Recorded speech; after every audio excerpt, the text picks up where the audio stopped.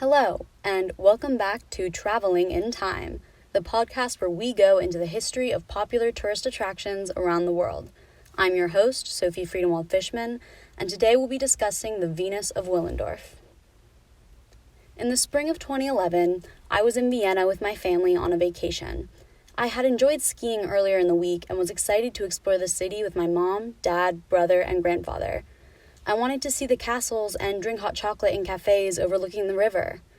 However, one day my mom insisted on dragging all of us to the Natural History Museum. Now, don't get me wrong, I've always liked museums. Even back then, when I was only 10 years old, I enjoyed looking at cool art pieces and fantastical sculptures. But there were natural history museums at home. I could see some taxidermied animals anywhere. Why do we have to waste a vacation day looking at something we could see back in the States? The answer was because there was something in the Natural History Museum in Vienna that we couldn't see back home. An ancient artifact that my mom had learned about 3 decades before when she was in high school and was excited to see in person. The Venus of Willendorf. When my mom explained that she was forcing all of us to go to this museum just to see one statue, I asked her what was so important about it. She told me how it was a statue of a woman and that the woman was pretty fat, but she was still considered beautiful. She wanted me to see this relic from thousands of years in the past that was considered the epitome of female beauty, where the woman wasn't portrayed as a skinny little stick. When we got to the museum, my mom made sure we went to look at the Venus first. That way, if anyone wanted to leave right away, she couldn't be blamed for wasting a whole day of fun tourist activities. Honestly, she needn't have worried because to this day, the Natural History Museum of Vienna is one of the coolest museums I've ever been in. Definitely up there with the Bilbao Guggenheim in Spain or the Acropolis Museum in Athens, Greece. The buildings of the Natural History Museum alone was a majestic attraction, made entirely of white marble with golden accents and domed ceilings that arched 40 feet in the air. There were what seemed like miles of collections of fossils, bones, shells, wings, specimens, rocks, and stuffed animals shown in realistic displays of habitats and prey.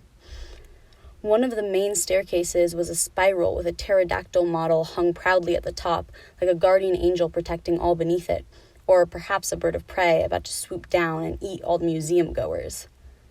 However, my mom rushed us past all of the marble and gold and rows of beetles and recreations of long-extinct creatures to the room that held the Venus. Inside the room, there was a black box about 10 feet high, which people were queuing up for, being let in only 3 or 4 at a time. Inside the black box awaited the Venus. I was anxious to get to the front of the line and see this glorious statue that my mom had waited almost 30 years to see. I pictured it to be about 5 feet tall, but was keeping my estimate low so I could hope for a truly giant statue and not be disappointed. Finally, we got to the front of the line and we were let inside the black box. The interior was lit by a single spotlight focused on an empty black pedestal. I looked around, ready to see the masterpiece of the Venus, and there was no statue. Before I could ask my mom where the statue was or if I was just missing the obvious, she exclaimed, "Look, isn't she amazing?" I followed my mom's line of sight and realized she was looking at the empty pedestal. But wait, the pedestal wasn't empty.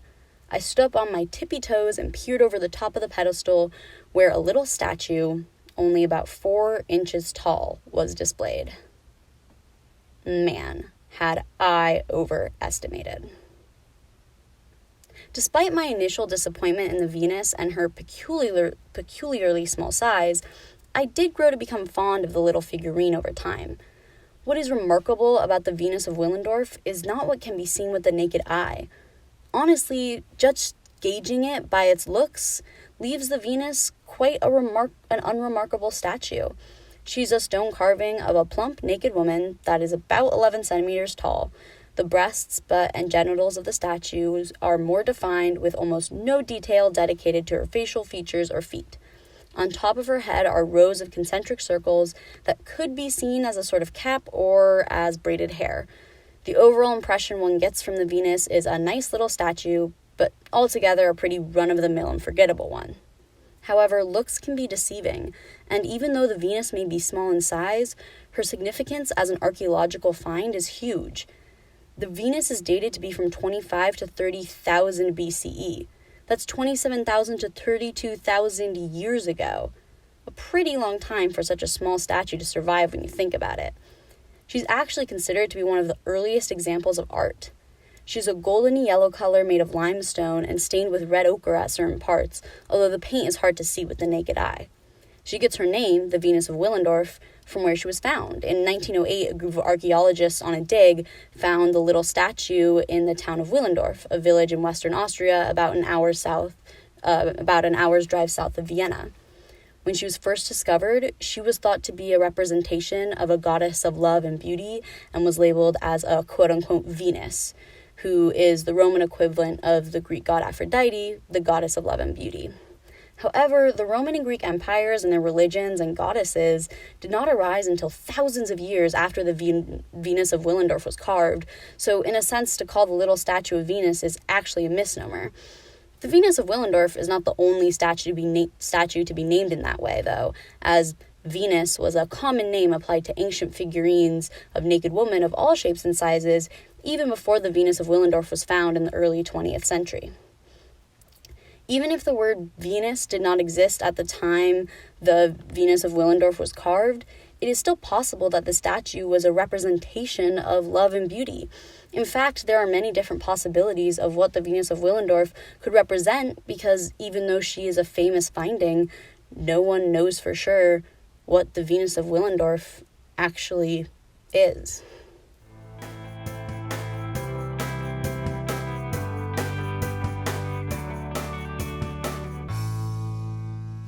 Before we continue, a quick word from our sponsors. We all know that this time of year can be stressful with having to prepare for the holidays, especially because going to the store to buy a Christmas ham seems way too dangerous. You can avoid all that stress with Stone Tools Monthly.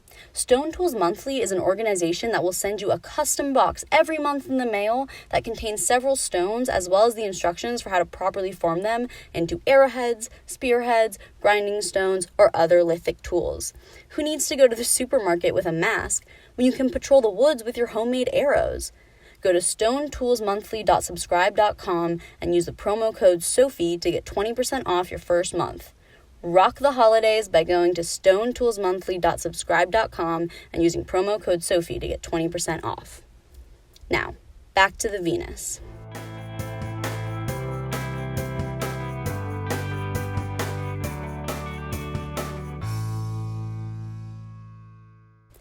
There are many different interpretations of what the Venus might stand for. Some interpretations focus mostly on the proportions of the Venus. In the time that the Venus was made, there was little food security, and fatness could be seen as a sign of wealth, beauty, luck, or all of the above.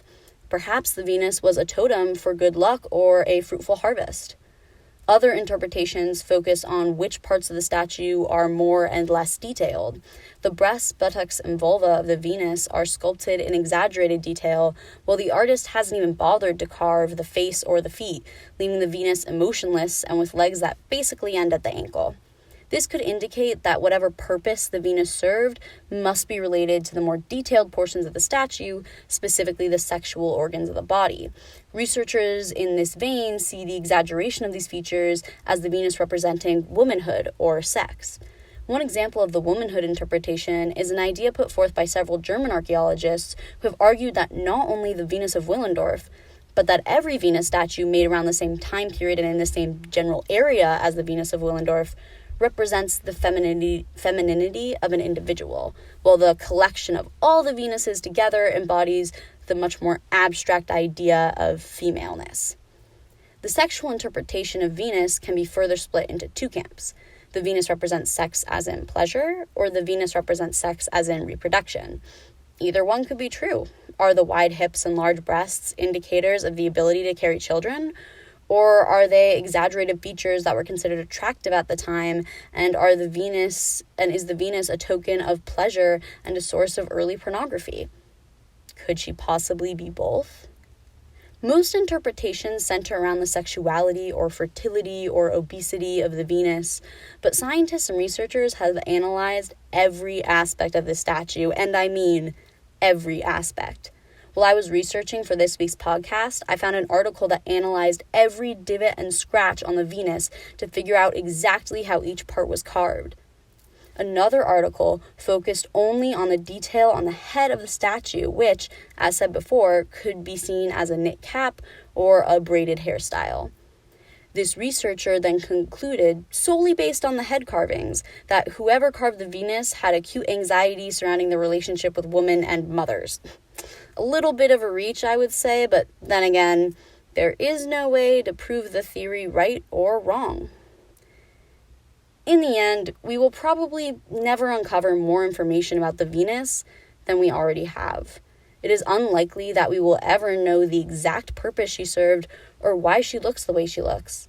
At the end of the day, our interpretations are being made thousands of years after the Venus was carved, and it is completely possible that her function was something we won't think of in our current society.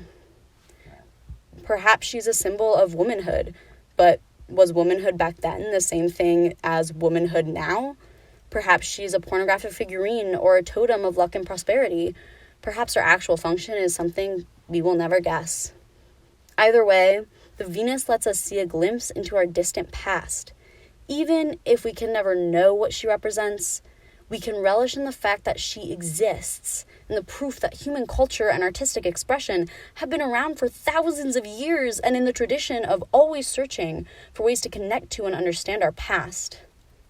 Back in 2011, when we left the black box to go explore the rest of the museum, I asked my mom why the statue was so small.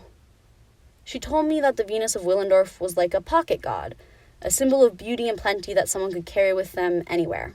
A personal connection to the gods. That's still my favorite interpretation of the Venus. And I like to think that I carry her with me. Maybe not literally, although my mom did buy a Venus of Willendorf figurine in the gift shop that she keeps on the mantle in the entryway.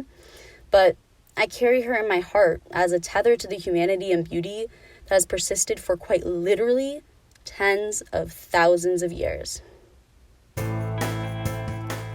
Thank you for listening to Traveling in Time. Don't forget to tune in next week where we can learn about the Dead Sea Scrolls.